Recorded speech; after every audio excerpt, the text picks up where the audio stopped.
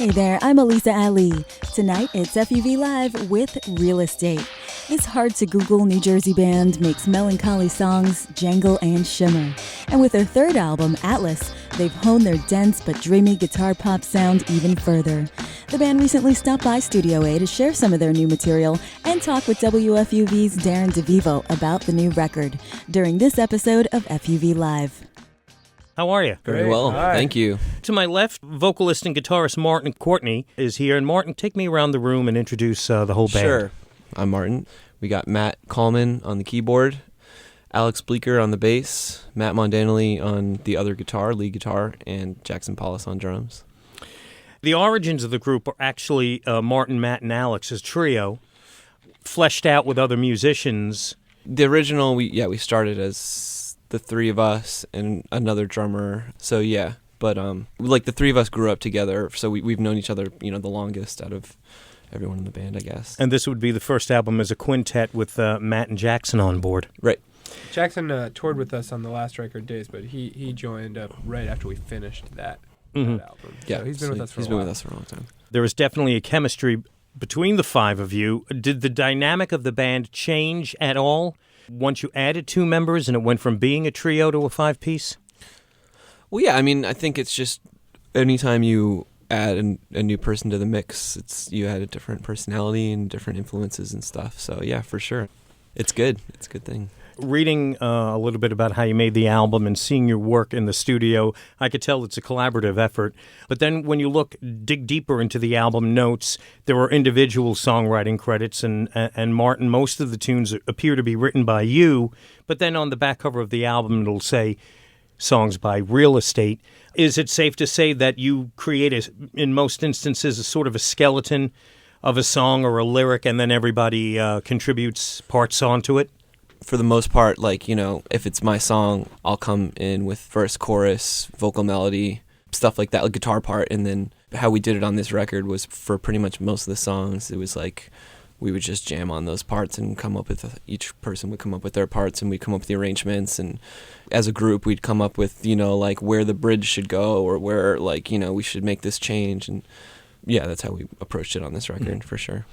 Let's hear a tune live here at WFUV from Real Estate. This is Crime.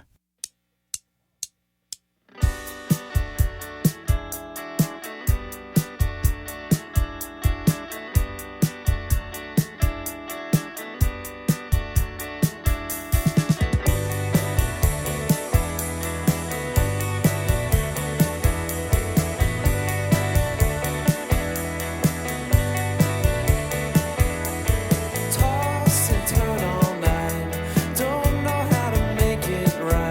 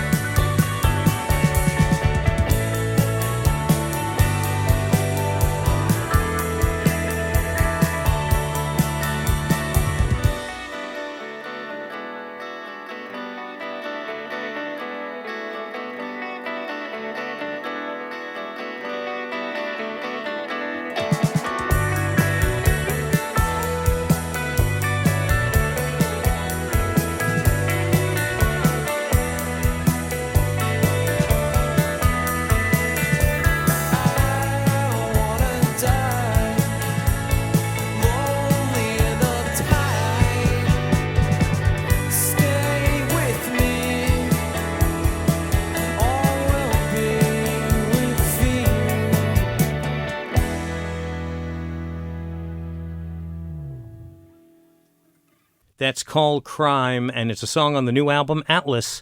That's Real Estate, live at WFUV. The new album was not recorded in the tri-state area, but you went out to Chicago to do this new one. Why did you do that? It stemmed from the producer that we wanted to work with, this guy Tom Schick, who works with Wilco a lot, and so he happened to have access to Wilco's studio out there, and we had been talking about how we would like to ideally record the record outside of New York to like kind of just be able to just focus on recording, and yeah, it just so happened that that studio was open to us at the time that we were looking to make a record, so that's kind of why. It wasn't necessarily Chicago, but it was definitely the fact that we had access to that studio, which was a really nice studio. So I've seen pictures of the loft, and it looks like one big toy shop if you're a musician. It definitely is. We were having a blast. It's filled with amazing gear, and they were just like, stuff that like felt like could have been museum pieces or like would have been behind a velvet rope at a fancy music store. It was just like, yeah, play it, use it, take it out. Oh, so you really were free to... Yeah, total freedom. In there. You didn't break into Pretty like much the everything. Jeff Tweedy secret cabinet We didn't need to break in. It was all there. Open to us. they had a lot of it just out ready for us to use. We started messing with Nels's pedals one day, and I think Tom was like, maybe don't touch Nels's stuff. Yeah. How long of a span of time did you spend recording Atlas? A little more than 2 weeks in Chicago, and then another 2 weeks in New York mixing and doing some additional recording. So overall, a little less than a month, yeah. Now, how does that compare with the amount of time you spent on the first two albums? I'm not sure what it added up to, like, hourly, but calendar time, this was much quicker. And I'd be willing to bet that hourly we got through this one a lot more quickly, too. Both of the first two records were really, really long, drawn-out processes, and, like, they were mostly overdubbed, just building, like, laying down a drum track, building everything on top of that. And this record we did predominantly live. Matt Coleman came in later to add his keyboard parts, but the four of us got all the basic tracking down live, and then we were just basically had to do like acoustic guitars, keyboards, vocals over top. But like you're hearing mostly live takes on the record, and that allowed us to work really, really quickly. And I don't know, it was just like getting better. We didn't play with a metronome ever before when we started doing Days, so like adding that factor in was like, whoa, this is crazy. Like that took like a week to figure out how to play along to like a click track, and this time we just like had it. We just got better at it, I guess. Right. Do you feel that you liked working at a faster pace like this, or is there something to be said about being relaxed and being able to take your time? And I think we were relaxed too. I think that it was like we put the work in before we went into the studio this time, especially on Days. And the first two records, we did a lot of writing of parts and arranging of songs in the studio. And on this record, we really spent like a lot of time, like a good 8 months or something, just writing and coming up with the arrangements. So pretty much when we went into the studio, we were ready to just play it live. We had all the parts down and everything, and obviously we added things here and there in the studio that we came up with on the spot, but the basic bones and pretty much all of the songs were pretty much ready to go when we went in, so that was why we were able to do it that way. As a collective, do you know when it's time to say, this is done, it doesn't need anything more, or if left to your devices, would you continually tinker until somebody pulls you away from your instrument or recording console? We were good, I think. We were able to do it, but it's hard. You can mix something forever. I think mostly it's just like we mixed it pretty quickly. At a certain point, you have to be like, whatever. Right. Like it sounds really good. Like we can. It's more unconscious too. Yeah. It's kind of nice. Yeah, the tracking part, we really had a finite amount of time, and mixing. It's like when you have to get it done by a certain point in time, then. But with mixing, it's like you can always let's add like a couple days because this isn't quite ready yet, and then but at a certain point we were pretty much done. I think the harder part was like the artwork and stuff. Like we tend to wait until, not even wait, we just tend to tinker with things until like the label is like, you need to give us this tomorrow. Like coming up with the name of the album, things like that. Take us a long time.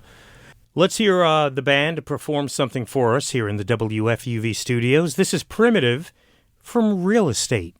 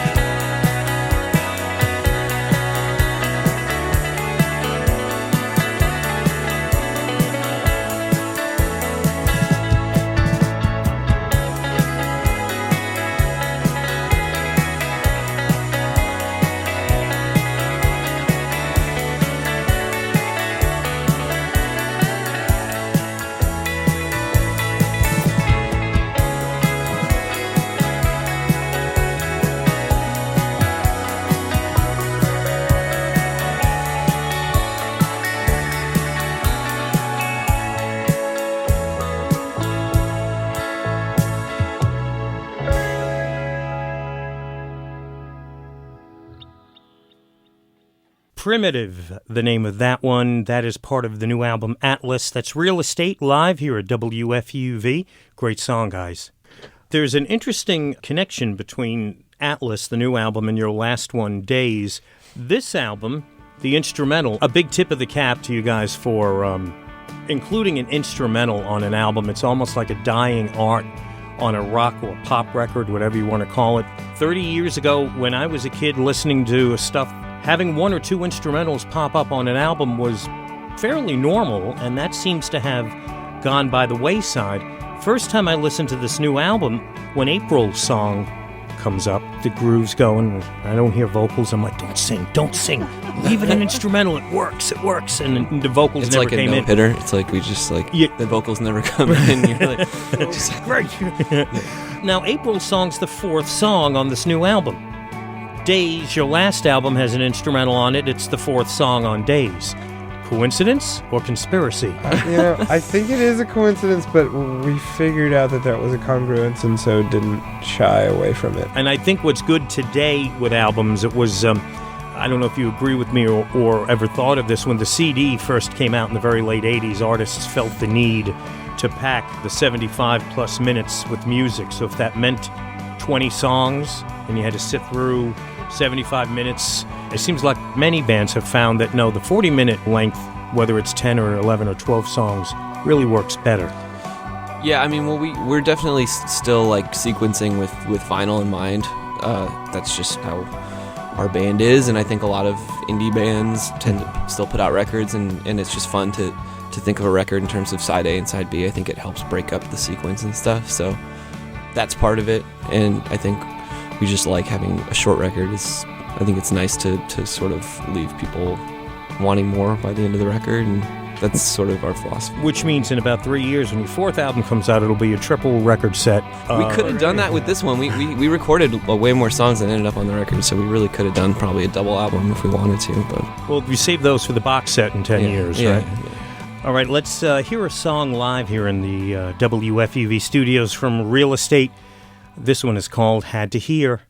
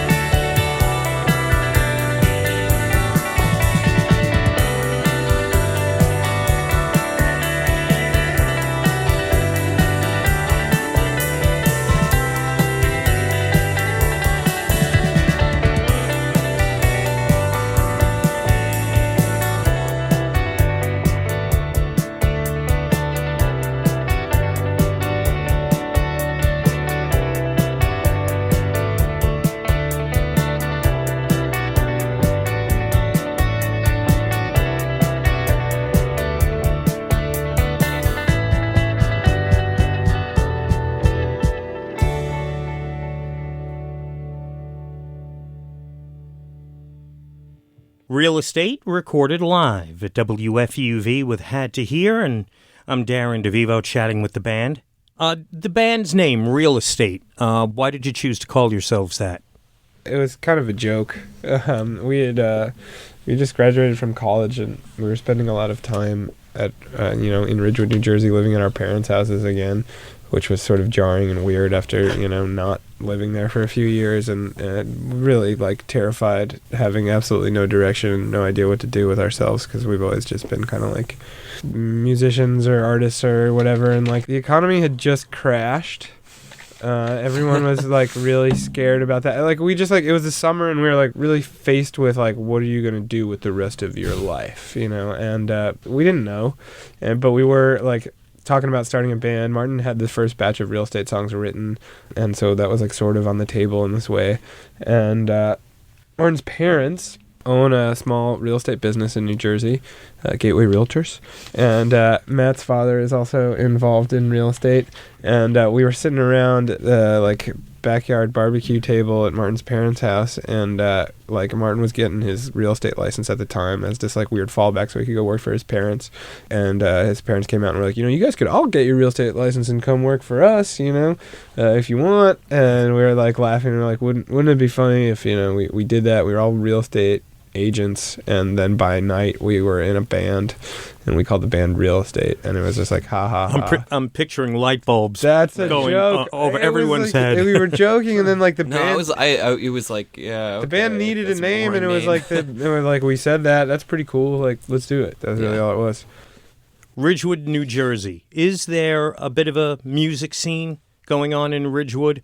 Probably, but I don't know. We had like how about what you guys when you were? We grew up with a lot of people that like we played music with and were in bands and stuff, and a lot of them are still doing it and are still it's like are very successful suburban, with it. Like we did have a music scene, but it was like a very like high school. Like it was great. I mean, we had a blast. It was really good for us. But like we played most of the shows that we ever played in high school in like our cafeteria, which was cool that we had a school that allowed us to do that. Like that was like the main thing during the year. We had like once a month we get to like play shows in the cafeteria essentially, but then in the summers and stuff, people would like throw shows at their parents' backyards, and there'd be like everyone would like take their shoes off, and there'd be like chips and soda and stuff, and we'd like hang out. But like it was a vibrant thing. It was a blast. I mean, right. we loved it, and a lot of those people are still playing music right now today, so that's cool. Well, listen, I mean it when I say it that, Atlas is the best record I've heard in a long time, and congratulations. Thank you very much. And means a lot. And it's been a pleasure getting to meet you guys. Hope to catch you live soon, and look forward to the next album. Before we let you guys go, I'm going to put you on the spot. If I asked you to pick one tune, you're the DJ now, okay, one tune to close things out, a guest DJ pick. What's a tune that you might choose? We've all agreed upon the song Wild Horses by the band Prefab Sprout. Great band. Yeah. Patty McAloon and Prefab Sprout, sure. So let's do that one. Wild Horses. The guest DJ pick from Real Estate. It's Wild Horses from Prefab Sprout.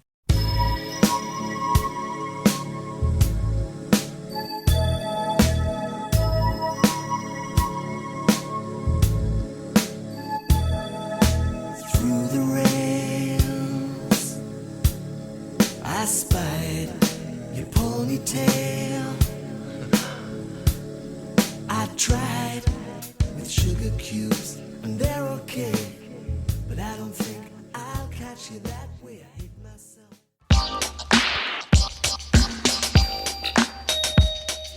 Wild Horses by Prefab Sprout, the guest DJ pick of Real Estate.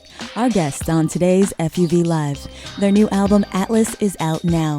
You can listen and watch tonight's show along with many other exclusive conversations and performances in the FUV Vault at WFUV.org. This session was engineered by Caroline Nzuki and produced by me, Elisa Ali. Thanks so much for listening. This is 90.7 WFUV in New York.